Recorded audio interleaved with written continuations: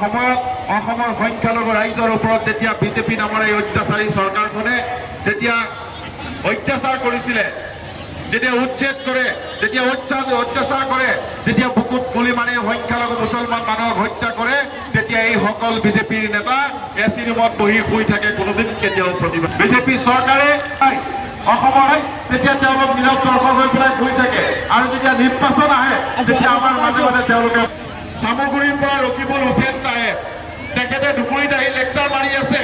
তেখেত হলো বহু ডাঙৰ নেতা, তেখেতে 5 বাৰ হেনো বিধায়ক জিকিছে। গতিকে এইবাৰ মই ৰকিবুল হুছেইন চাহেবক ক'ব বিচাৰো, ৰকিবুল হুছেইন চাহেব বদৰুদ্দিন আজমল চাহেবক ধুবুৰীবাসী ৰাইজে জন্ম দিছে। এইখন অসমত আপোনাৰ যেতিয়া শাসন চলি আছিলে এই কারণে গুৱাহাটীত এই ধুবুৰীত আহিছে পইচা উগ্ৰাণীৰ কাৰণে আপোনাৰ লগত সব মানুহ আপোনাৰ ওপৰত ক্ষেত্ৰ হয়। এতিয়া UDF জইন কৰিছে আৰু আমি আদৰণি জনাইছো। যাও দিয়ক, তালি দিয়ক।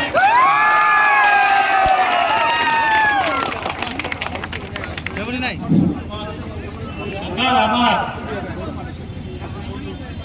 মৌলানা বদরুদ্দিন সাহেব আমার সাংসদ তৃতীয়বার এইবার চতুর্থবার জন্য নির্বাচিত করে ধরছি।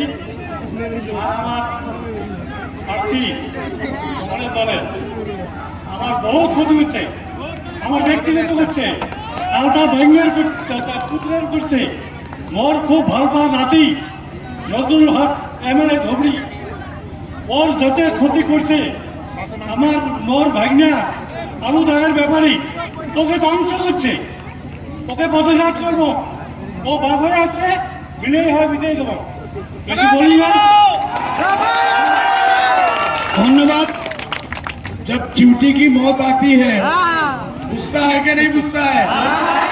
च्यूटी की मौत आती है वो UDF की तरफ आता है। इंशाल्लाह सब फिनिश होय बने ना। धन्यवाद। জানে না জিতে